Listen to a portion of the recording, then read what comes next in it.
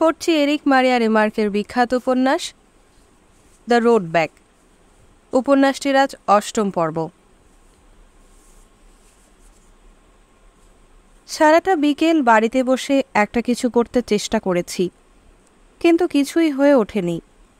প্রায় ১ ঘণ্টা কাল আমি পথে পথে উদ্দেশ্যহীন ঘুরে বেড়াচ্ছি। আমার এই ঘোরাফেরার সময় আমার চোখে নতুন রেস্তোরাঁটা পড়েছে, হোলান্ডিঘে ডিএলে। গত ৩ সপ্তাহে এই তৃতীয় রেস্তোরাঁ গজিয়ে উঠেছে।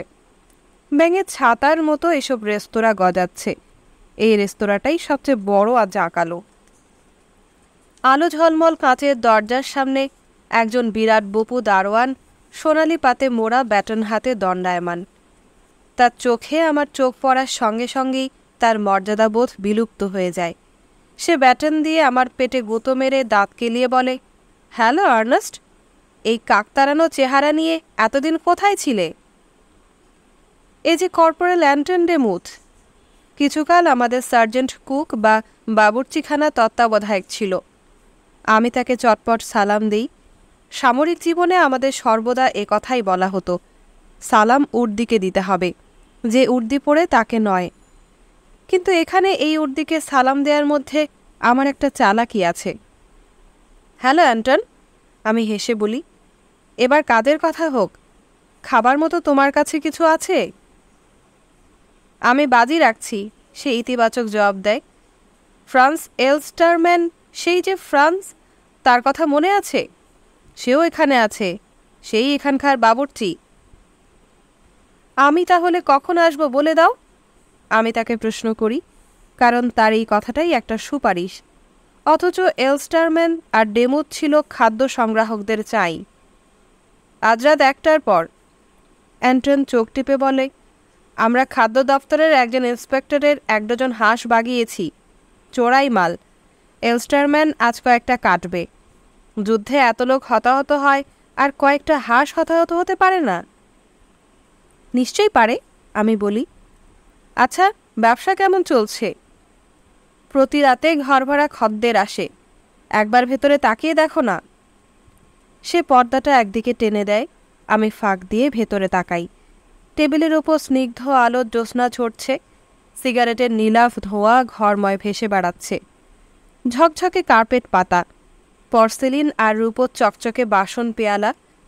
মেয়েরা টেবিলে বসে খাচ্ছে, তাদের চারপাশে পরিচালকেরা ঘুরে ঘুরে খাদ্য পেয়েও পরিবেশন করছে। পাশাপাশি পুরুষ বন্ধুরা দিব্যি আরামে তাদের সঙ্গসুখ উপভোগ করছে। কি অদ্ভুত আত্ম অধিকার বোধ নিয়ে তারা খাবারের হুকুম দিচ্ছে। অ্যান্টন আমার পাঁজরে আবার একটা গুঁতো দিয়ে বলে, কি হে ছোকরা, এদের একজনকে শয্যার সঙ্গে নিয়ে পেলে কেমন হয়? আমি নিরুত্তর। এই ঐশ্বর্যময় রঙিন জীবনের দৃশ্যে আমার হৃদয় মন অভিভূত। এই পরিবেশ প্রায় অবাস্তব, অলৌকিক। আমি যেন স্বপ্ন দেখছি যে অন্ধকারে বরফাবৃত রাজপথে দাঁড়িয়ে পর্দার ফাঁকে এই দৃশ্য আমার চোখে পড়ছে। আমি মোহমুগ্ধ হয়ে যাই, যদিও আমি জানি জন কয়েক মুনাফাখোর এখানে বসে তাদের ঐশ্বর্য উদ্গীরণ করেছে, আর আমার সীমান্ত পারে নোংরা কর্দম পরীক্ষায় দিনের পর দিন কাটিয়েছি। কোনোদিন আমাদের মনে বিলাস ব্যসনের আকাঙ্ক্ষা জাগার সুযোগ পায়নি। বিলাসিতারও কি আশ্রয়, পৃষ্ঠপোষকতা আর লালনের প্রয়োজন পড়ে না? এ সম্বন্ধে আমাদের কোনো জ্ঞানই ছিল না। কে ছোকরা, কি ভাবছ? কোমল তুলতুলে মেয়ে মানুষের শয্যাসঙ্গ কেমন লাগবে? অ্যান্টন জিজ্ঞেস করে। আমি যেন বোকা বনে যাই। তাকে কি জবাব দেব তৎক্ষণাৎ ভেবে পাই না। এই ধরনের কথা আমি বহু বছর থেকে বলে আসছি, কিন্তু সহসা আজ যেন এসব কথা মার্জিত ও রুচি বিগর্হিত মনে হয়। ভাগ্যক্রমে অ্যান্টনকে আবার ধীর স্থির আর মর্যাদাবোধ সম্পন্ন হতে হয়, কারণ সেই ঠিক মুহূর্তে একটা গাড়ি এসে হাজির হয়। একজন তরুণী গাড়ি থেকে নেমে দরজা দিয়ে ভেতরে প্রবেশ করে। সে সামনে আনত হয়ে এক হাতে তার পশুলোমের পোশাকটা বুকের ওপর ধরে চলে। তার মাথায় উজ্জ্বল কেশরাশি একটি সোনালি কাঁটায় আবদ্ধ, ছোট্ট পা, ছোট্ট একখানা মুখ। সে লঘুপথে আমার পাশ দিয়ে নৃত্যের ভঙ্গিতে একটা মৃদু সুবাস ছড়িয়ে চলে যায়। এই মধুময়ী তরুণীকে সঙ্গে নিয়ে ঘরে প্রবেশের তীব্র আকাঙ্ক্ষা আমার মনে জেগে ওঠে। এই আকাঙ্ক্ষা ঘরের অভ্যন্তরে বিরাজমান সুখৈশ্বর্যময় পরিবেশ উপভোগের আকাঙ্ক্ষা। সেখানে গিয়ে পরিচারক বেষ্টিত স্বাধীন নির্ভাবনাময় জীবন উপভোগের আকাঙ্ক্ষা। এত বছরের নিত্য নৈমিত্তিক দুঃখ দারিদ্র্য আর নোংরা জীবনের দুঃসহ যন্ত্রণা থেকে মুক্তির আকাঙ্ক্ষা। আমি হয়তো স্কুলের ছাত্রসুলভ ছেলে মানুষই করছি, কারণ সহসা অ্যান্টন তার দাড়ির ফাঁক দিয়ে অট্টহাসিতে ফেটে পড়ে। আমার পানে ধূর্ত চোখে চেয়ে একটা গুঁতো মেরে বলে, এরা রেশম আর সার্টিনের পোশাক পরলেও বিছানায় শুয়ে দিলে সবাই এক। স্বাভাবিক, এই কথা বলে আমি তার রসিকতায় যোগ দেই, যাতে সে আমার মানসিক চিন্তাধারা বুঝতে না পারে। তাহলে রাত 1টার পর দেখা হবে অ্যান্টন। কেন হবে না? সে গম্ভীর কণ্ঠে সাড়া দেয়। পকেটে দুহাত ঢুকিয়ে আমি ইতস্তত ঘুরে বেড়াই। আমার পায়ের তলায় বরফ কচমচ করে ভাঙে। ক্রোধে আমি লাথি মেরে তা সরিয়ে দেই। আচ্ছা, ধরে নেওয়া যাক আমি এরকম কেটা মেয়ের সাথে আহারে বসি, তাহলেই বা আমার কি করার ক্ষমতা আছে? বড়জোর আমি তার পানে স্থির দৃষ্টিতে চেয়ে থাকতে পারি মাত্র। ভব্যতা রক্ষা করে খেতেও পারবো না। একটা কিছু গোলমাল করে বসবো। এমনি একটা জীবের সাথে সময় কাটানো অত্যন্ত কঠিন। সবসময় সতর্ক থাকতে হবে কখন একটা ভুল ত্রুটি করে বসবো, আর রাতের বেলায় কেমন করে সূচনা করতে হবে সে সম্বন্ধে আমার ধারণাটুকু নেই। আমি মেয়ে মানুষ সম্বন্ধে একেবারে অজ্ঞ নই। জাপ আর ভ্যালেন্টিনের কাছ থেকে আমি এই জ্ঞান অর্জন করেছি। তবে এমন মহিলার বেলায় আমার অর্জিত জ্ঞানে চলবে না। 1917 সালের জুন মাসে আমি প্রথম নারী সাহচর্যের সুযোগ লাভ করি। আমাদের কোম্পানি তখন ফ্রন্ট থেকে ফিরে এসে বিশ্রাম নিচ্ছে। দুপুরবেলা উন্মুক্ত প্রান্তরে আমার দুটো কুকুর নিয়ে খেলা করছিলাম আমরা। বড় বড় কানওয়ালা ঘন উজ্জ্বল লোমওয়ালা জন্তু দুটো গ্রীষ্মের দুপুরে ঘাসের উপর ছোটাছুটি লাফালাফি করছিল। সুনীল নির্মল আকাশ। যুদ্ধ সীমান্ত থেকে এই স্থান বহু দূরে অবস্থিত। জাব আর্দালি রুম থেকে ছুটে আসে। কুকুর দুটো তার ওপর ছুটে গিয়ে লাফিয়ে পড়ে। সে কুকুর দুটোকে ধাক্কা দিয়ে সরিয়ে চিৎকার করে বলে, এইমাত্র হুকুম এসেছে, আজ রাতেই আমাদের এখানকার তল্পিতল্পা গুটিয়ে যুদ্ধফ্রন্টে যেতে হবে। এই হুকুমের তাৎপর্য আমাদের জানা। পশ্চিম দিকে চক্রবাল থেকে দিনের পর দিন শত্রুর আক্রমণের কামান গর্জনের ধ্বনি আমরা শুনতে পেয়েছি। দিনের পর দিন আমি ক্ষয়িত সৈন্যদলের প্রত্যাবর্তন প্রত্যক্ষ করেছি। সেখানকার হাল অবস্থা সম্বন্ধে তাদের কাউকে প্রশ্ন করলে তারা মুখে কোনো জবাব না দিয়ে শুধু অঙ্গভঙ্গিতে তা ব্যক্ত করে সোজা সামনের দিকে এগিয়ে গেছে দিনের পর দিন। ট্রাক ভর্তি আহত সৈনিকের দল আমাদের পাশ দিয়ে চলে গেছে, আর দিনের পর দিন আমরা অনাগত মৃতদেহের দাফনের জন্য দীর্ঘ গর্ত ফুঁড়েছি। আমরা উঠে পড়ি। বেথকি আর ভেসলিং তাদের পোটলাপুটলি থেকে চিঠি লেখার কাগজ বের করে। উইলি আর জাদেন বাবুর্চিখানায়। জাপ আর ফ্রান্স ওয়াগনার তাদের সাথে বেশ্যালয়ে যাওয়ার জন্য আমাকে ফুসলাতে থাকে। এ কেমন কথা আর্নস্ট? ওয়াগনার বলে, যে মেয়ে মানুষ জিনিসটা কি তা তুমি জানতে চাও না? কে বলতে পারে যে আগামী ভোরের আগেই আমাদের জীবনলীলার অবসান হবে না? আমার ধারণা শত্রুপক্ষ সীমান্তের ওপারে কামান গোলার স্তূপ মজুদ করেছে। কৌমার্য নিয়ে শেষ নিঃশ্বাস ত্যাগ করার মধ্যে কোনো যুক্তি নেই। ফৌজি বেশ্যালয় একটা ছোট্ট শহরে অবস্থিত। আমাদের এখান থেকে 1 ঘন্টা হেঁটে সেখানে পৌঁছা যায়। আমরা সেখানে যাওয়ার অনুমতিপত্র পেলাম। অবশ্য সেজন্য অনেকক্ষণ অপেক্ষা করতে হলো। অন্যান্য রেজিমেন্টও যুদ্ধফ্রন্টে যাওয়ার হুকুম পেয়েছে, তাই সেসব রেজিমেন্টেরও অনেকে তাড়াহুড়ো করে অনুমতিপত্রের জন্য এসেছে। তারাও মৃত্যুর পূর্বে জীবনে যতটুকু সময় পারে একটু উপভোগ করে নিতে চায়। এক ছোট অফিসে অনুমতিপত্র দেখিয়ে আমাদের উলঙ্গ হতে হয়। একজন আর্মি মেডিকেল কোরের কর্পোরাল উলঙ্গ করে আমাদের যোগ্যতা পরীক্ষা করে প্রত্যেককে কয়েক ফোঁটা প্রোটারগল ইনজেকশন দেয়, আর সঙ্গে সঙ্গে একজন সার্জেন্ট মেজর জানিয়ে দেয় যে শয্যাসঙ্গের দর্শনে 3 মার্ক এবং কোনো অবস্থায়ই কেউ সঙ্গম ক্রিয়ার জন্য 10 মিনিটের অতিরিক্ত সময় পাবে না। আমরা বেশ্যালয়ের সিঁড়িতে সারিবদ্ধ হয়ে দাঁড়াই। প্রার্থীর সারি ধীরে ধীরে সামনে এগোতে থাকে। সিঁড়ির মাথাটার দরজাটা দড়াম করে খোলে আর বন্ধ হয়। একজন বেরিয়ে এলেই পরবর্তী জনের ডাক পড়ে। ওখানে কয়টা গাভী আছে? ফ্রান্স ওয়াগনার একজনকে জিজ্ঞেস করে। 3টে, লোকটা জবাব দেয়। তবে সেখানে বাছাবাছির সুযোগ পাবে না।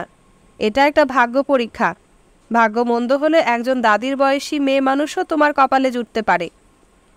এই গরম আর ভ্যাপসা নিঃশ্বাসের গন্ধে আর খাদ্যাভাবে আত্মরা সৈন্যদের চাপে সিদ্ধ হয়ে আমি অসুস্থ বোধ করি। এবার এখান থেকে বেরিয়ে যেতে পারলেই যেন বেঁচে যাই।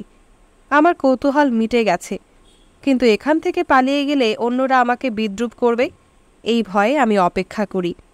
অবশেষে আমার পালা আসে। আমার আগের লোকটা হোঁচট খেয়ে বাইরে আসতেই আমি ঘরে ঢুকে পড়ি। ঘরটা নিচু আর অন্ধকার, ঘরময় কার্বলিক আর ঘামের বোটকা গন্ধ। ঘরের অভ্যন্তরে সব কিছু জীর্ণ পুরানো, কিন্তু ঘরের জানালার ঠিক বাইরের একটা গাছের ডালের তাজা সবুজ পাতায় সূর্যালোক আর বাতাসের মাতামাতি দেখে আমার অদ্ভুত লাগে। ঈষৎ লাল পানি ভরা একটা গামলা একটা চেয়ারের উপর রক্ষিত, আর ঘরের এক কোণে একটা ক্যাম্প খাটের উপর ছেঁড়া চাদর পাতা। সেখানে স্বচ্ছ সেমিজ পরা একজন স্থূলকায়া মেয়ে মানুষ। সে আমার পানে ফিরেও তাকায় না, সোজা গিয়ে খাটে শুয়ে পড়ে। কিন্তু আমি তার কাছে যাচ্ছি না দেখে অধৈর্য হয়ে সে আমার পানে তাকায়। তার ফোলা মুখের অভিব্যক্তিতে বোঝা যায় আমি যে কাঁচা সে তার লক্ষ্য করছে।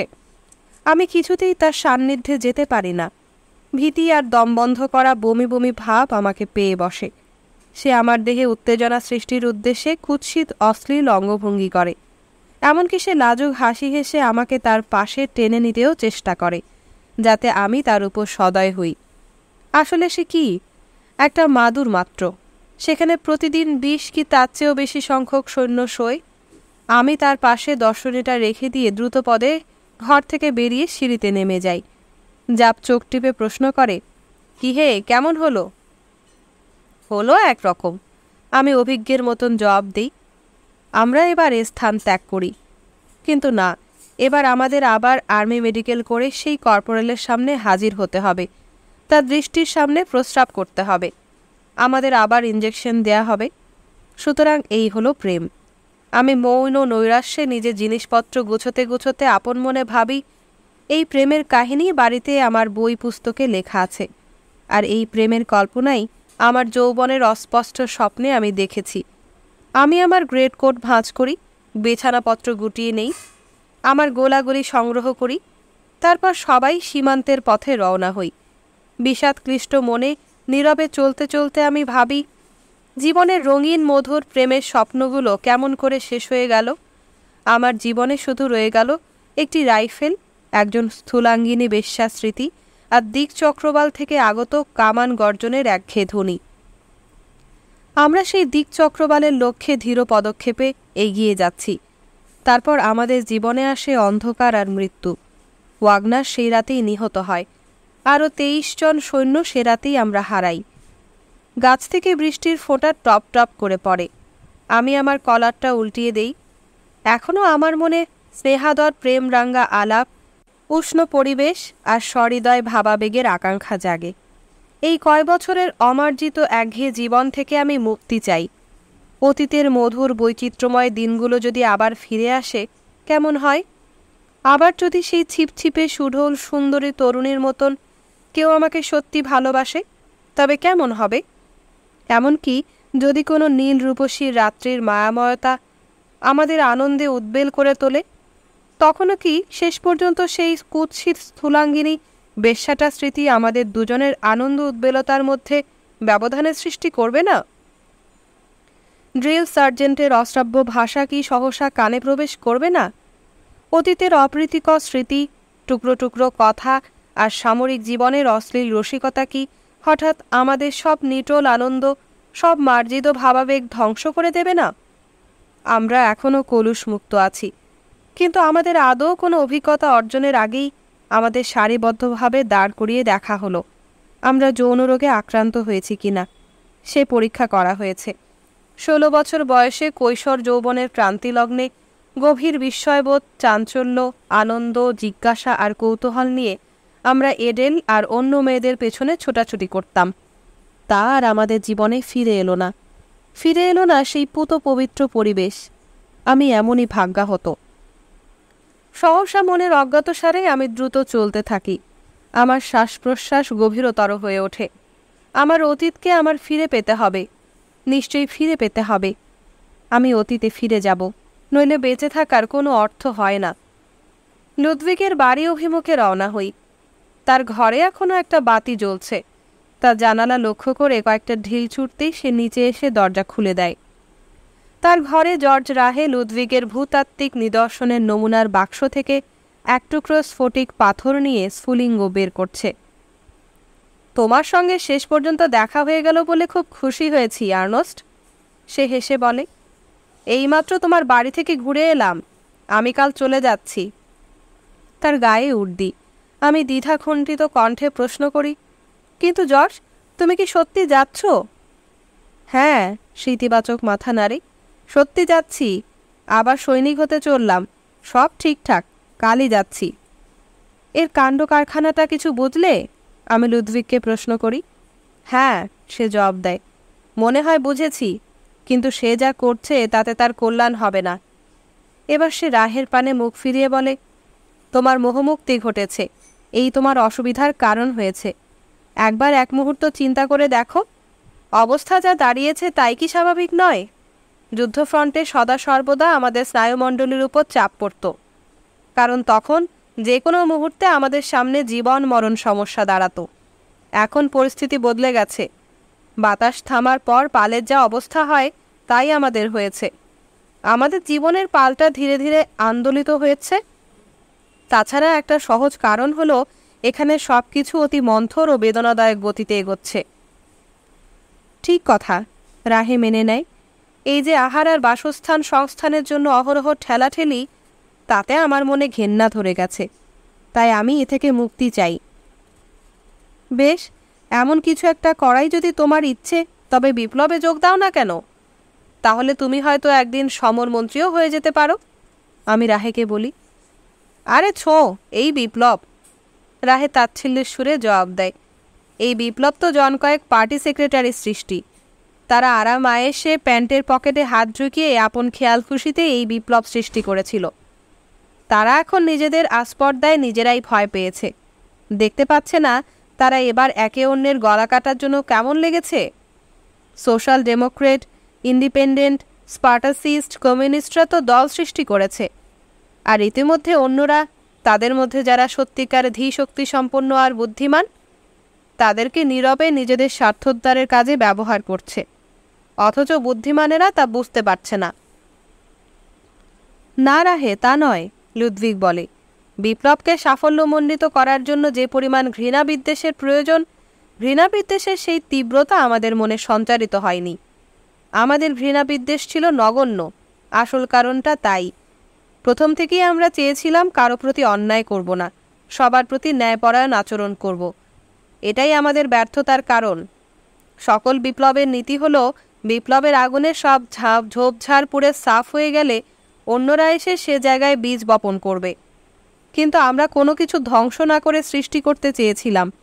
ঘৃণা করার শক্তি আমাদের অবশিষ্ট ছিল না।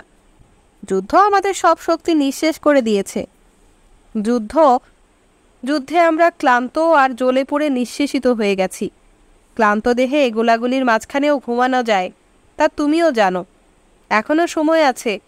যুদ্ধে যা হারিয়েছি, কর্মসাধনায় তা এখনও উদ্ধার করা যায়। কর্মসাধনা? জর্জ আবার তাচ্ছিল্য ভরে বলে ওঠে। যদি চাও আমরা যুদ্ধ করতে পারি, কিন্তু কাজ করতে পারি না। বাতির আলোতে তার হাতের স্ফটিকের টুকরোটা জ্বলজ্বল করতে থাকে। তাহলে নতুন করে আমাদের কাজ করার শিক্ষা গ্রহণ করতে হবে। লুদভিগ সোফার কোণ থেকে শান্ত কণ্ঠে জবাব দেয়। আমাদের মনোবল এতই ভেঙে গেছে যে নতুন করে কাজ করার শিক্ষাও গ্রহণ করতে পারবো না। কতক্ষণ দুজনের কেউ কথা বলে না। জানলার বাইরে বাতাস শনশন করে বইছে। রাহে দীর্ঘ পদবিক্ষেপে লুদভিগের কামরায় পায়চারি করছে। মনে হচ্ছে তার মন বাইরে ঘুরে বেড়াচ্ছে। সে যেন খাকি উর্দি পরিহিত সীমান্তের একজন সৈনিক। এবার আলো তার স্কন্ধদেশে পড়ে। তার পিছনে স্ফটিকের টুকরো চকচক করে। আমরা এখানে কি করছি লুদভিগ? সে ভেবে চিনতে বলে। তোমার চারদিকে চেয়ে দেখো, সব কেমন শিথিল, কেমন নৈরাশ্যময়। আমরা নিজেদের বোঝা হয়েছি, অন্যেরও বোঝা হয়েছি। আমাদের আদর্শ দেউলিয়া হয়ে গেছে, আমাদের স্বপ্নও ভেঙে চুরমার হয়ে গেছে। আমরা স্বার্থান্বেষী আর মুনাফাখোরদের মাঝখানে ভন কুইকসেটের মতো ছোটাছুটি করে বেড়াচ্ছি। লুডভিগ তার পানে কতক্ষণ চেয়ে থেকে বলে, জর্জ, আমার ধারণা আমরা অসুস্থ। যুদ্ধটা এখনো আমাদের মজ্জাগত হয়ে আছে। হ্যাঁ, রাহে মাথা নাড়ে। আর আমরা কোনো মতেই এ থেকে নিস্তার পাব না। এ বিশ্বাস মনে স্থান দিও না, তাহলে যা করেছি সব মাটি হয়ে যাবে, প্রত্যুত্তরে লুডভিগ খুব জোর দিয়ে বলে। রাহে টেবিল চাপড়ে বলে, লুডভিগ, সব ব্যর্থ হয়েছে। এই সত্যটাই আমাকে পাগল করেছে। ভেবে দেখো, আমরা যখন আমাদের সমস্ত উৎসাহ উদ্দীপনা নিয়ে যুদ্ধে যাই, তখন আমরা কি ছিলাম? তখন মনে হয়েছিল একটা নবযুগের সূচনা হয়েছে। সব বাসি, পুরানো আর দলাদলি আবর্জনার মতন দূর হয়ে গেছে। আমরা তখন তরুণ। এমন তারুণ্য আগে আর কোনোদিন জাগেনি। লুডভিগের সংগ্রহ থেকে একটা পাথর নিয়ে সে পাথরটা হাত বোমার মতো ধরে। তার হাত কাঁপছে। লুডভিগ, পরীক্ষায় অনেক সময় কাটিয়েছি। রাহে বলে যায়, আমরা তরুণেরা একটা নিষ্প্রভ আলোতে প্রতীক্ষায় সময় কাটিয়েছি। আমাদের উপর দিয়ে ঝড়ঝঞ্ঝা বয়ে গেছে। আমরা তখন অনভিজ্ঞ রংরুট মাত্র নই। আমরা জানতাম কার জন্য প্রতীক্ষা করছি। আমরা আমাদের আসন্ন বিপদ সম্বন্ধে জানতাম, বিপদের ভীষণতা সম্বন্ধেও আমরা জানতাম। কিন্তু সেদিন এই তরুণদের বাহ্যিক স্থৈর্যে রসিকতা আর মৃত্যুর জন্য প্রস্তুতি ছাড়াও অন্য কিছু ছিল। তাদের বাহ্যিক আচরণের অভ্যন্তরে লুকায়িত ছিল উজ্জ্বল ভবিষ্যতের রঙিন মধুর স্বপ্নসাদ। লড়াইয়ের মুখে মৃত্যু মুহূর্তেও সে ঔজ্জ্বল্য ম্লান হয়নি। আমরা নিজেদের জন্য কিছু চাইনি, বরং অনেক স্বার্থ ত্যাগ করেছি। কিন্তু আমাদের উজ্জ্বল ভবিষ্যতের স্বপ্ন আমাদের মনে গোপনে অটুট ছিল। কিন্তু লুডভিগ, এখন কোথায় গেল আমাদের সেই স্বপ্নসাদ? দেখতে পাচ্ছ না, এখনো আদেশ, নির্দেশ, কর্তব্য, কর্মসূচি, সময়ানুবর্তিতা ইত্যাদি জাঁতাকলে কেমন করে আমাদের আশার অঙ্কুর শুকিয়ে যাচ্ছে। জাঁতাকলে এই নিষ্পেষণই আমাদের বর্তমান জীবন। না লুডভিগ, তখনই আমরা বেঁচেছিলাম। সে বাঁচায় প্রাণ প্রাচুর্য ছিল। তুমি হাজারবার বলতে পারো যে তুমি যুদ্ধ ঘৃণা করো, কিন্তু আমি বলবো, যুদ্ধেই আমরা প্রাণ নিয়ে বেঁচেছিলাম। সে জীবনে প্রাণ ছিল, কারণ আমরা সেখানে একসঙ্গে ছিলাম। আমাদের বুকে আশার আগুন জ্বলত। সে জীবন বর্তমান জীবনের আবর্জনার স্তূপ থেকে অনেক ভালো ছিল। তার শ্বাস নিতে কষ্ট হয়। সে বলে যায়, আমার এই হতাশার কারণ আছে লুডভিগ। যখন প্রথম শুনলাম যে বিপ্লব শুরু হয়েছে, তখন এক মুহূর্তের জন্য ভাবলাম, এবার অতীতের ব্যর্থ দিনগুলোর পুনরুদ্ধার সম্ভব হবে। এবার প্লাবনের ধারা পুরানো সব কিছু ভেঙে চুরে নতুন পথ রচনা করে উল্টো দিকে বইবে। প্রভুর দিব্যি, আমি এই বিপ্লবের শরিক হব। কিন্তু বিপ্লবের ধারা হাজার পথে বিভক্ত হয়ে গেল। বিপ্লব ছোট বড় চাকরির বাড়াবাড়িতে পর্যবসিত হলো। বিপ্লবের ধারা ক্রমশ স্তিমিত হয়ে এলো। এই ধারা স্তিমিত হয়ে ব্যবসায়িক, পারিবারিক আর দলীয় স্বার্থ উদ্ধারের পন্থায় পরিণত হলো। কিন্তু এই বিপ্লবে আমার পোষাবে না, তাই যেখানে সাথিত্ব পাওয়া যায় আমি সেখানে যাচ্ছি। লুডভিগ উঠে দাঁড়ায়। চোখ তার রক্তবর্ণ। সে রাহের মুখপানে সোজা তাকিয়ে বলে, কেন তা হলো জর্জ? কেন এমন হলো? তার কারণ আমরা প্রতারিত হয়েছি। আমি বলছি, আমরা প্রতারিত হয়েছি, কিন্তু এখনও আমরা তা বুঝতে পারছি না। তার কারণ আমাদের অপব্যবহার করা হয়েছে, জঘন্যভাবে অপব্যবহার করা হয়েছে। তারা আমাদের মুখে বলেছিল যে পিতৃভূমির জন্য আমাদের লড়তে হবে, কিন্তু তাদের পরিকল্পনাটি অন্যের শিল্প কারখানা হস্তগত করা। তারা মুখে বলেছিল যে মর্যাদার জন্য লড়তে হবে, কিন্তু আসলে তারা চেয়েছিল বিবাদ আর মুষ্টিমেয় উচ্চাভিলাষী কূটনৈতিক আর রাজপুরুষের ক্ষমতা লাভের অধিকার। তারা মুখে বলেছিল যে জাতির স্বার্থে যুদ্ধ করতে হবে, কিন্তু আসলে তারা চেয়েছিল জন কয়েক বেকার জেনারেলকে কর্মে নিয়োজিত করতে। এই বলে সে রাহের কাঁধ ধরে ঝাঁকুনি দেয়। তুমি তা দেখতে পাচ্ছ না? তারা দেশপ্রেম কথাটাকে ইনিয়ে বিনিয়ে চমৎকার ভাষায় রঙে রাঙিয়ে তাতে তাদের গৌরবাকাঙ্ক্ষা, ক্ষমতার লোভ, কল্পনাবিলাস, নির্বুদ্ধিতা, ব্যবসায়িক স্বার্থ মিশিয়ে আমাদের সামনে একটা মনোহর আদর্শরূপে তুলে ধরেছিল। আমরা ভেবেছিলাম তারা আমাদের এক মহত্ব জীবনের প্রতি আহ্বান জানাচ্ছে। আমরা তাদের আহ্বানে উদ্বুদ্ধ হয়ে আমাদের নিজেদের বিরুদ্ধে লড়াই করেছি। আমাদের প্রতিটি গুলি আমাদের কারো না কারো দেহ বিদ্ধ করেছে। তুমি কি তা দেখতে পাচ্ছ না? তাহলে আমি তোমার কানে চিৎকার করে বলছি, প্রতিটি দেশের প্রতিটি তরুণ এই বিশ্বাসে উদ্বুদ্ধ হয়ে উঠেছিল যে তারা স্বাধীনতার জন্য যুদ্ধ করছে। এমনি করে প্রতিটি দেশের তরুণ সমাজ প্রতারিত ও অপব্যবহৃত হয়েছে। প্রতিটি দেশে তারা গুলি খেয়ে মরেছে, একে অন্যকে নির্মূল করেছে। এখন আমাদের জন্য একটি মাত্র যুদ্ধ আছে, মিথ্যা, অর্ধসত্য, আপোষ এবং পুরানো জীবনধারার বিরুদ্ধে যুদ্ধ। আমরা তাদের কথার মনোহারিত্বে বিভ্রান্ত হয়ে তাদের বিরুদ্ধে সংগ্রাম না করে তাদের অনুকূলে যুদ্ধ করেছি। আমরা ভেবেছিলাম আমরা উজ্জ্বল ভবিষ্যতের আশায় যুদ্ধ করছি, কিন্তু আসলে সে যুদ্ধ ছিল ভবিষ্যতের বিরুদ্ধে। এমনি করে আমাদের ভবিষ্যৎ মরে গেছে। যে তরুণ শক্তি যে যুদ্ধে লড়েছিল, সে তরুণ শক্তিও নিঃশেষ হয়ে গেছে। আমরা যারা বেঁচে আছি তারা সেই তারুণ্যের ভগ্নাবশেষ মাত্র। কিন্তু যারা আমাদের যুদ্ধে উদ্বুদ্ধ করেছিল, সেই ভুঁড়িওয়ালা প্রাচুর্যের অধিকারী পরিতৃপ্তের দল, তারা আরও ভুঁড়ি বাগিয়ে আরও প্রাচুর্যের অধিকারী হয়ে আরও পরিতৃপ্তি নিয়ে বেঁচে আছে। কিন্তু কেমন করে? কারণ অতৃপ্ত একাগ্রচিত্ত ঝটিকা বাহিনী এজন্য প্রাণাহুতি দিয়েছে। কিন্তু ভেবে দেখো, একটা বংশানুক্রম ধ্বংস হয়ে গেল। মোহমুগ্ধ একটা আশাবাদী, আত্মপ্রত্যয়ী, শক্তিধর ও সুস্থ সমর্থ পুরুষানুক্রম পরস্পরকে গুলি করে হত্যা করেছে, যদিও বিশ্বব্যাপী সমস্ত তরুণ গোষ্ঠীর উদ্দেশ্য ছিল অভিন্ন। তার কণ্ঠস্বর ভেঙে যায়, তার চোখে ভাবাবেগ আর অশ্রু দেখা দেয়। আমরা তিনজনই তখন দাঁড়িয়ে আছি। আমি আমার বাহু দিয়ে তাকে জড়িয়ে ধরে আবেগজড়িত কণ্ঠে বলি, লুদভিগ। রাহে তার টুপিটা হাতে নিয়ে স্ফটিকের টুকরোটা বাক্সের ভিতর রেখে দিয়ে বলে, বিদায় লুদভিগ, বিদায় পুরানো বন্ধু আমার। লুদভিগ ঠোঁট চেপে তার মুখোমুখি দাঁড়ায়, তারপর ভাঙা গলায় বলে, তাহলে তুমি যাচ্ছ রাহে? কিন্তু আমি রয়ে গেলাম, আমি এখনো আশা ত্যাগ করিনি। রাহে কতক্ষণ তার পানে চেয়ে থাকে। কোনো আশা নেই, কথাটা শান্ত কণ্ঠে বলে সে তার কোমরবন্ধের বাকলেসটা ঠিক করে নেয়। আমি রাহের সঙ্গে সিঁড়ি দিয়ে নেমে যাই। দরজার ফাঁক দিয়ে ওপরে অরুণোদয় উকি দিচ্ছে। আমাদের পদক্ষেপে সিঁড়িটা প্রতিধ্বনি করে। আমরা যেন পরিখা থেকে বেরিয়ে উন্মুক্ত প্রান্তরে এসে দাঁড়াই। জনহীন ধূসর পথ, পথের রেখা বহু দূর চলে গেছে। রাহে পথের পানে ইশারা করে বলে, আর্নস্ট, এই দেখো সুদীর্ঘ পরিখা যুদ্ধ এখনো চলছে, নোংরা বিভৎস যুদ্ধ, আপনজনের বিরুদ্ধে যুদ্ধ। আমরা করমর্দন করি। আমি রুদ্ধবাগ, রাহে হাসে। তোমার হলো কি আর্নস্ট? এখনও তো পূর্ব সীমান্তে আর যুদ্ধ হচ্ছে না, তা তুমি জানো। আনন্দ করো। আমাদের সৈনিক জীবনে এই তো আমাদের প্রথম ছাড়াছাড়ি নয়। আমার মনে হয় জীবনে এই প্রথম আমাদের সত্যিকার ছাড়াছাড়ি হলো।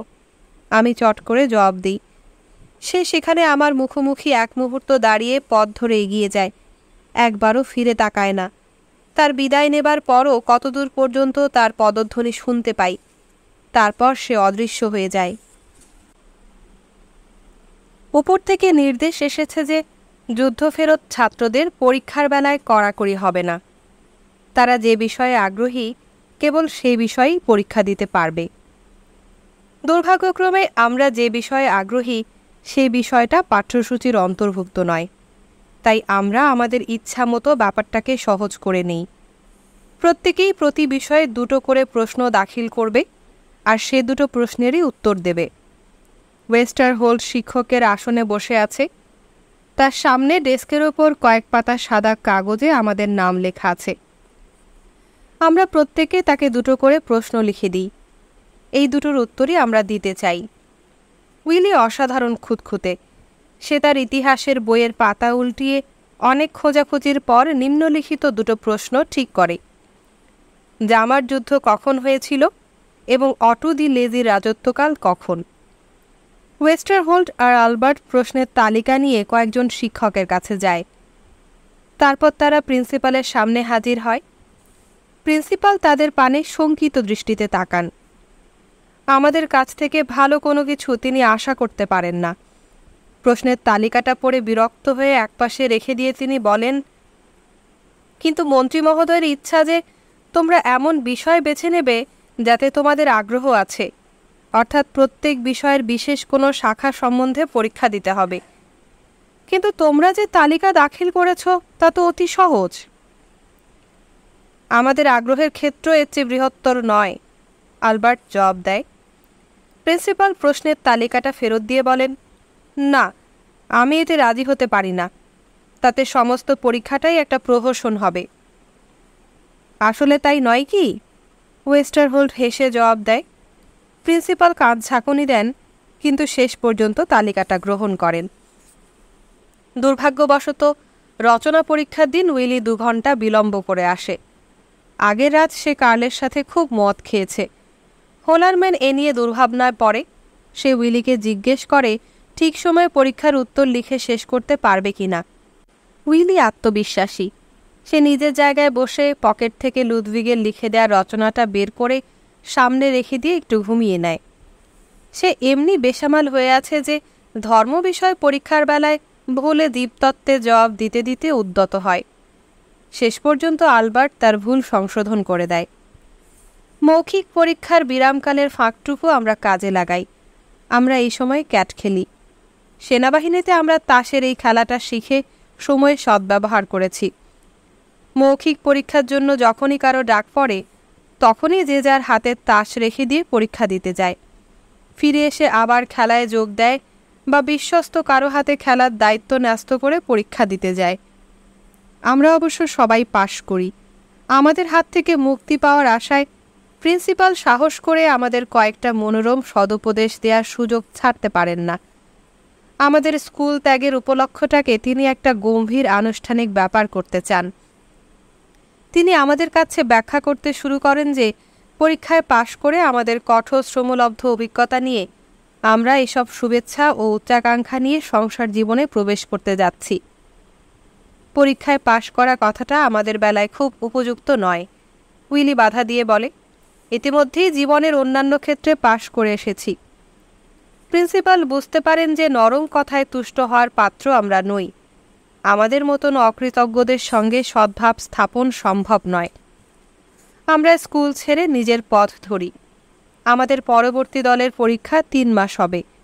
লুদভিগকে সেই সময় পর্যন্ত অপেক্ষা করতে হবে, যদিও সে কমসে কম আমাদের 3 জনের প্রশ্নোত্তর লিখে দিয়েছে। কিন্তু সংসারের প্রাথমিক নিয়ম এই, প্রত্যেককেই আপন খাটুনি খাটতে হবে। এ শুধু শক্তি সামর্থ্যের প্রশ্ন নয়। পরীক্ষা কয়দিন পর শিক্ষানবিশ হিসেবে আমাদের পার্শ্ববর্তী গায়ে শিক্ষকতা করতে পাঠিয়ে দেয়া হয়। এতে আমি খুব খুশি।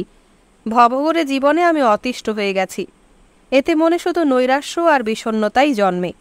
আমি এবার কাজ করব।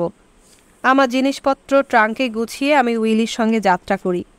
ভাগ্যক্রমে পাশাপাশি গায়ে আমাদের কাজ করতে হবে। 2 গায়ের মধ্যে মাত্র ঘণ্টা খানেকের দূরত্ব। একটা পুরান খামার বাড়িতে আমার বাসস্থান নির্ধারিত হয়েছে। জানলার বাইরে বৃক্ষ আছে। পশুশালা থেকে ভাড়ার ডাক শোনা যায়। খামারওয়ালা স্ত্রী কাল বিলম্ব না করে আমাকে একটা আরাম কেদারায় বসিয়ে টেবিলে খাবার সাজিয়ে দেয়। তার ধারণা শহরবাসীরা পেট ভরে খেতে পায় না। আর আসল কথাটা একেবারে মিথ্যা নয়। একটা রুদ্ধ আবেগে আমি ভুরিভোজের উপাদানগুলোর পানে চেয়ে থাকি। এই পরিমাণ খাদ্য সামগ্রী দিয়ে একটা পুরো কোম্পানিকে খাওয়ানো যায়। আমি খেতে বসি। বাড়ির কর্ত্রী কোমরে হাত দিয়ে সানন্দে আমার পানে চেয়ে থাকে। মাত্র 1 ঘণ্টায় আহার শেষ করে আমি উঠে পড়ি। কিন্তু তবু তিনি আরও খেতে আমাকে পীড়াপিড়ি করেন। ঠিক সেই মুহূর্তে আমার সঙ্গে দেখা করার জন্য উইলি এসে হাজির হয়। আমি গৃহকর্ত্রীকে বলি, এবার আপনার ইচ্ছে পূর্ণ হবে। এবার আপনি দেখতে পারেন খাওয়ার ব্যাপারে আমি তার কাছে তুচ্ছ। উইলি সৈনিক সুলভ কাজ করে। আনুষ্ঠানিকতায় কালক্ষেপ না করে কাজে লেগে যায়। সে গৃহকর্ত্রীর আমন্ত্রণে গমের কেক দিয়ে শুরু করে। পনির পর্যন্ত এগোলে গৃহকর্ত্রী খাদ্য সামগ্রী সংরক্ষণের আলমারিতে হেলান দিয়ে সপ্রশংস দৃষ্টিতে উইলির পানে চেয়ে থাকে। উইলি যেন পৃথিবীর অষ্টম আশ্চর্য। খুব তুষ্ট হয়ে তিনি উইলির জন্য আর একটা বড় বাসন ভর্তি পুডিং এনে দেন। উইলি তাও খেয়ে শেষ করে। একটু বিশ্রাম নিতে নিতে হাতের চামচ হাতে রেখেই বলে, এবার সত্যিকার খিদে লাগছে। এবার 1 পেট সাধারণ খাওয়া পেলে কেমন হয়? এই কথা বলে সে মাদার সমেকারের মন চিরদিনের জন্য জয় করে নেয়। বিব্রত বোধ আর আত্মপ্রত্যয়হীন মনোভাব নিয়ে আমি শিক্ষকের ডেস্কে যাই। আমার সামনে 40টি শিশু। ছাত্রছাত্রীদের মধ্যে এরাই বয়সে সবচেয়ে কম। এরা সারিবদ্ধভাবে উপবিষ্ট। তাদের মুষ্টিবদ্ধ হাত স্লেট পেন্সিল এখন কলম রাখার বাক্সের উপর, আর খাতা পুস্তক তাদের সামনে রয়েছে। স্কুলে 3টি মাত্র শ্রেণী, তাই প্রত্যেক শ্রেণীতেই বিভিন্ন বয়সের ছাত্রছাত্রী আছে। সবচেয়ে যে ছোট তার বয়স 7, আর সবচেয়ে বড় যে তার বয়স 10।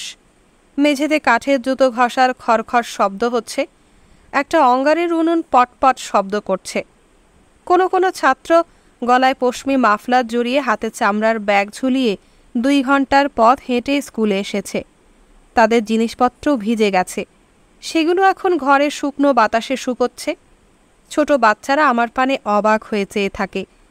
2টো মেয়ে অনুচ্চ কণ্ঠে খিলখিল করে হাসছে। একটা সুন্দর চুলওয়ালা বাচ্চা নাক চুলকোচ্ছে, আর একটা ছেলে তার সামনে উপবিষ্ট ছেলেটার আড়ালে বসে রুটি মাখন খাচ্ছে। কিন্তু প্রত্যেকেই আমার প্রতিটি অঙ্গভঙ্গি মনোনিবেশ সহকারে লক্ষ্য করছে। আমি মানসিক অস্বস্তি নিয়ে আমার আসনে বসি। মাত্র কিছুকাল আগে আমিও এদের মতন ক্লাসে বসে স্বাধীনতা যুদ্ধকালীন কবিদের সম্বন্ধে হোলারম্যানের অলঙ্কারবহুল নীরস বক্তৃতা শুনতাম, এবং আমি স্বয়ং হোলারম্যানের ভূমিকা গ্রহণ করেছি। অন্তত এই বাচ্চাদের কাছে তো বটেই। শোনো বাচ্চারা, আমরা এবার ব্ল্যাকবোর্ডের ওপর বর্ণমালা লিখতে শিখব বলে আমি ব্ল্যাকবোর্ডে গিয়ে বর্ণমালা লিখি। আমি অক্ষরগুলো বড় বড় করে খড়িমাটি দিয়ে লিখি। আমার পেছনে ক্ষণক্ষণ শব্দ শুনতে পাই। আমি আশা করছি যে তারা আমাকে লক্ষ্য করে হাসছে, কিন্তু মুখ ফিরিয়ে দেখি যে খাতা খোলা আর যথাস্থানে স্লেট রাখার প্রস্তুতি চলছে। 40টা মাথা তাদের ডেস্কের উপর আজ্ঞানুবর্তিতা সহকারে ঝুঁকে আছে। তাদের এই ব্যবহারে আমি বিস্মিত হয়ে যাই। স্লেট পেন্সিলের কচকচ আর কলমের খসখস শব্দ হচ্ছে। আমি ক্লাসে ঘুরে ঘুরে দেখি। ঘরের দেয়ালে একটা ক্রুশবিদ্ধ যিশুর মূর্তি, একটা প্যাচকের ছবি আর জার্মানির একটা মানচিত্র ঝুলছে। জানলার বাইরে মেঘের দল ধীরে ধীরে ভেসে বেড়াচ্ছে। জার্মানির মানচিত্রটা বাদামি আর সবুজ রঙে রং করা। আমি মানচিত্রটার সামনে দাঁড়াই। সীমান্তরেখা লাল রঙে দেখানো হয়েছে, উপর থেকে নিচ পর্যন্ত অদ্ভুত আঁকাবাঁকা। কলো-নাচেল রেল লাইনটা ক্ষীণ কালো রেখায় চিহ্নিত। হারভেস্টহল, লিয়েস, ব্রুসেলস, লিলি। আমি এবার গোড়ালির উপর দাঁড়াই। এই তো আরাম ওস্টেনটফ। তাহলে মাউন্ট কেমেলটা কোথায়? এটা আদৌ চিহ্নিত হয়নি, কিন্তু ল্যাঙ্গোমার্ক, ইপ্রিস, স্টাডেন রয়েছে। কত ক্ষুদ্র করে চিহ্নিত হয়েছে। অথচ 31 জুলাই সেই মহা আক্রমণের দিবসে এই স্থানটা প্রচণ্ড গোলাবারুদের বজ্র নির্ঘোষে প্রকম্পিত হয়েছিল। সেখানে রাত্রি ভোর হওয়ার আগে আমরা আমাদের প্রত্যেকটি অফিসারকে হারিয়েছিলাম। আমি মুখ ফিরিয়ে সুকোমল ছাত্রছাত্রীদের পানে তাকাই। তারা অতি উৎসাহে মাথা নুইয়ে বর্ণমালা লিখে যাচ্ছে। অদ্ভুত ব্যাপার, এদের কাছে এই ক্ষুদ্র বিন্দুগুলোর বিশেষ কোনো তাৎপর্য নেই। এগুলো কয়েকটা স্থানের নামমাত্র, আর তারিখগুলো অন্যান্য যুদ্ধের তারিখের মতন ইতিহাসের পাতা থেকে তারা লিখে নেবে। 2য় সারির একটা ছেলে হাতের খাতাটা শূন্যে তুলে এক লাফে দাঁড়িয়ে পড়ে। সে তার লেখা শেষ করেছে। আমি তার কাছে গিয়ে তাকে দেখিয়ে দেই যে তার অক্ষরে একটা টান লম্বা হয়ে গেছে। সে তার নীল তরল চোখ দিয়ে এমনভাবে আমার পানে তাকায় যে আমি চোখ নামিয়ে নেই। আমি তাড়াতাড়ি ব্ল্যাকবোর্ডে 2টো নতুন কথা লিখে দিতে যাই। প্রথম কার্ল লিখে থেমে যাই, কিন্তু আর কোনো কথা লিখতে পারি না। কোনো এক অদৃশ্য হস্ত যেন খড়িমাটি চালিয়ে লিখে দেয় মাউন্ট কেমেল। কার্ল কি বলতো? আমি প্রশ্ন করি। সবাই হাতে তোলে। একজন বলে, একটা লোক। Mount Camel? প্রায় আবেগরুদ্ধ কণ্ঠে আমি প্রশ্ন করি। সবাই নীরব। অবশেষে একটি মেয়ে হাত তোলে। এই কথাটা বাইবেলে আছে? মেয়েটা দ্বিধাজড়িত কণ্ঠে বলে। আমি তার পানে এক মুহূর্ত চেয়ে বলি, না, জবটা ঠিক হলো না। তুমি হয়তো মাউন্ট অফ অলিভ বা লেবানন বলতে চাও, তাই না? মেয়েটা মনমরা হয়ে মাথা নাড়ে। আমি তার মাথায় হাত বুলোই। তাহলে আমরা এবার এই কথাগুলোই লিখব। লেবানন কথাটা বড় সুন্দর। চিন্তিত মনে আমি আবার ক্লাসে টহল দিতে থাকি। মাঝে মাঝে বাচ্চাদের খাতার দিকে তাকাই। তাদের মুখে সন্ধানী দৃষ্টি মেলে ধরি। অধিকাংশই সরল সাধারণ, কেউ কেউ চতুর এবং অন্যরা সব বোকা। কিন্তু অল্প কয়েকজনের চোখে মুখে দীপ্তির ছটা। এই অল্প কয়েকজনের ভবিষ্যৎ সুস্পষ্ট নয়। তাদের ভবিষ্যৎ জীবন সহজ নির্ঝঞ্ঝাট গতিতে চলবে না। সহসা একটা নৈরাশ্য অনুভূতি আমাকে অভিভূত করে ফেলে। আমি মনে মনে ভাবি শিক্ষাক্ষেত্রে তাদের অগ্রগতি হবে, একদিন তাদের শিক্ষা জীবনের সমাপ্তি ঘটবে, তারপর তারা মহাকালের সাঁড়াশি আক্রমণের শিকার হবে। এই আক্রমণ কারো বেলায় হবে নীরব, কারো বেলায় হিংস্র, কারো বেলায় মৃদু, আর কেউ হবে এই আক্রমণে ছিন্ন ভিন্ন।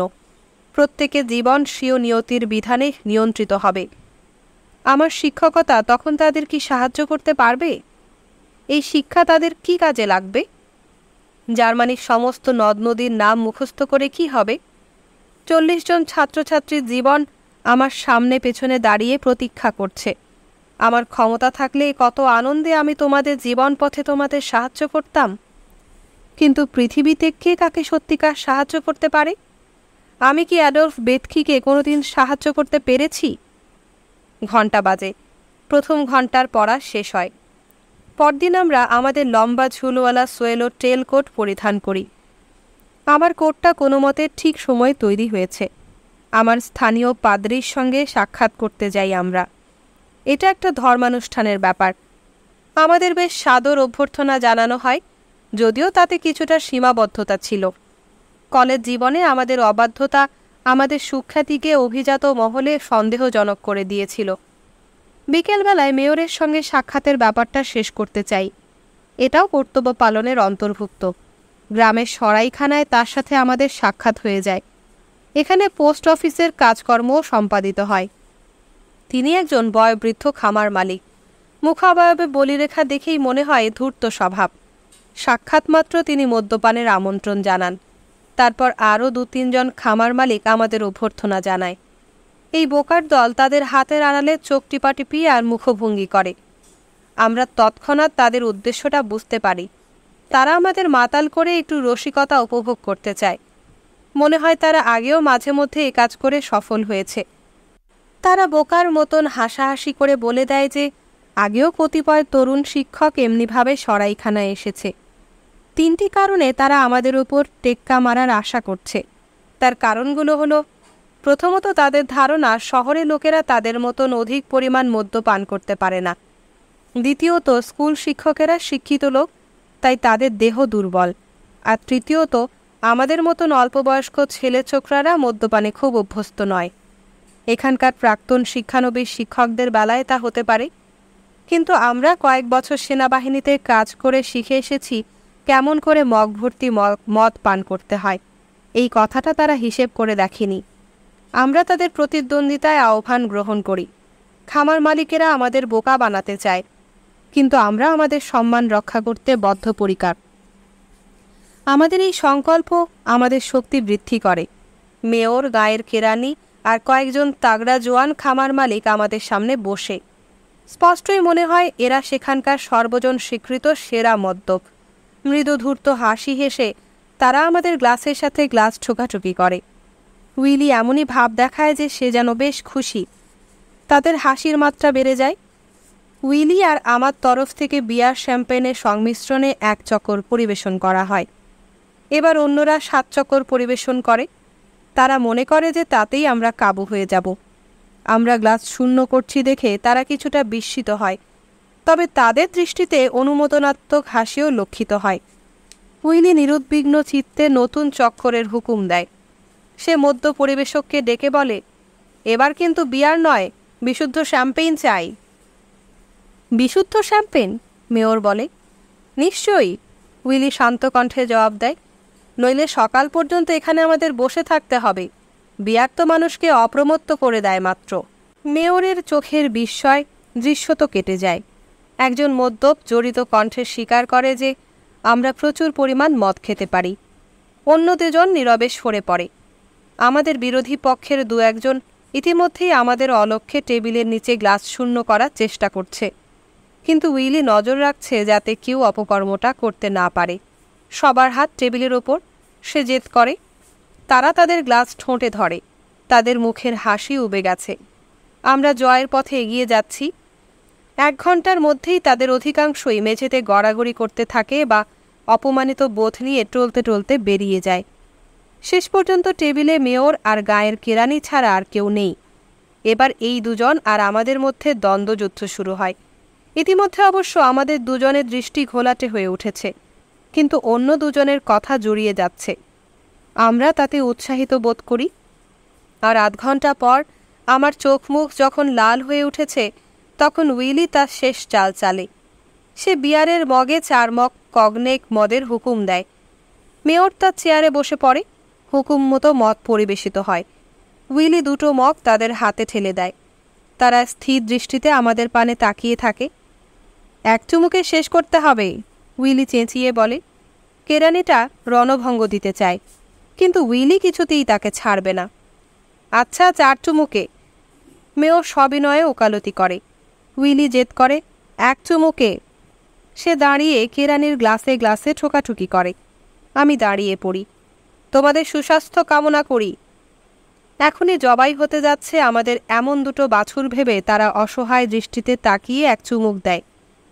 না, তা হচ্ছে না। 1 চুমুকে শেষ করতে হবে, নইলে পরাজয় মানতে হবে। উইলি আবার চেঁচিয়ে ওঠে। তারা দুজন টলতে টলতে চুমুক দেয়, নানা পন্থায় বিরাম নিতে চেষ্টা করে, কিন্তু আমরা তাদের বিদ্রূপ করি। আমাদের শূন্য গ্লাস তাদের দেখাই। তারা গ্লাসের মদ শেষ করে, কিন্তু সঙ্গে সঙ্গে ধীরে এবং নিশ্চিতভাবে মেঝেতে লুটিয়ে পড়ে। আমাদের জয় হয়েছে। ধীরে সুস্থে পান করলে তারা হয়তো আমাদের পরাজিত করতে পারত, কারণ তাড়াতাড়ি মদ্যপানে আমাদের প্রশিক্ষণ রয়েছে। আমাদের পদ্ধতিতে তাদের সম্মত করে আমরা বেঁচে গেছি। টলতে টলতে যুদ্ধক্ষেত্রের চারদিকটা আমরা একবার গর্বভরে দেখে নিই। আমাদের পাশে একজনও দাঁড়িয়ে নেই। ডাকপিয়ন একাধারে মদ্য ব্যবসায়ীও বটে। সে কাউন্টারে মাথা রেখে স্ত্রীর জন্য মার্থা মার্থা বলে বিলাপ করতে থাকে। সেনাবাহিনীতে বিদেশে থাকাকালে তার স্ত্রী সন্তান প্রসবের সময় মারা গেছে। মদ্য পরিবেশিকা আমাদের জানায় যে মাতাল হলে সে সবসময় স্ত্রীর জন্য বিলাপ করে। যাক, এবার ফিরে যাওয়ার পালা। উইলি মেয়রকে উঠিয়ে নেয়। আমি অধিকতর হালকা ওজনের কেরানিকে তুলে নেই। এমনি করে আমরা দুজনকে কোনো রকমে তাদের বাড়িতে পৌঁছিয়ে দিই। এটাই আমাদের বিজয়ের চরম আনন্দ। আমরা কেরানিকে তার বাড়ির সামনের দরজায় রেখে দরজায় করাঘাত করি। কে যেন একটা প্রদীপ নিয়ে এসে হাজির হয়, আর মেয়রের জন্য কে যেন প্রতীক্ষা করছে। তার স্ত্রী দরজায় দাঁড়িয়ে আছে। হায় যিশু, তার স্ত্রী চেঁচিয়ে বলে। এরা যে স্কুলের নতুন শিক্ষক, এই অল্প বয়সে এমন মদখোর। শুরুটা কিন্তু চমৎকার। উইলি তাকে ব্যাখ্যা করতে চেষ্টা করে যে এই মদ্যপান ছিল একটা সম্মান রক্ষার ব্যাপার, কিন্তু বলতে গিয়ে সব গোলমাল করে দেয়। আমরা তাকে কোথায় রাখব? আমি মেয়রের স্ত্রীকে জিজ্ঞেস করি। এই বুড়ো শুয়োরটা পড়ে থাকুক, মেয়রের স্ত্রী বিরক্ত হয়ে বলে। আমরা মেয়রকে উঠিয়ে একটা সোফায় শুইয়ে দিই। তারপর উইলি একটা বালসুলভ হাসি হেসে জানতে চায় আমরা সামান্য কফি পেতে পারি কিনা। মেয়রের স্ত্রী আমাদের দিকে এমন ক্রোধদীপ্ত চোখে চায় যে আমরা যেন অসভ্য বর্বর। কিন্তু আমরা যে আপনার স্বামীকে আপনার বাড়িতে পৌঁছে দিয়ে গেলাম, উইলি হেসে হেসে বলে দেয়। এই কড়া মেজাজি বৃদ্ধা মহিলাও তার এই ধৃষ্টতা প্রতিরোধ করতে পারে না। গম্ভীরভাবে মাথা দুলিয়ে শেষ পর্যন্ত এই মহিলা 2 কাপ কফি ঢেলে দিতে দিতে আমাদের বকাবকি করতে থাকে। আমরা তার প্রতিটি কথায় হ্যাঁ সূচক জবাব দিই। এমন পরিস্থিতিতে এই পন্থাই সর্বোত্তম। সেই দিন থেকে গ্রামে আমাদের সম্ভ্রম বেড়ে যায়। যেখানে যাই সেখানেই সবাই আমাদের সম্ভ্রমে সালাম করে।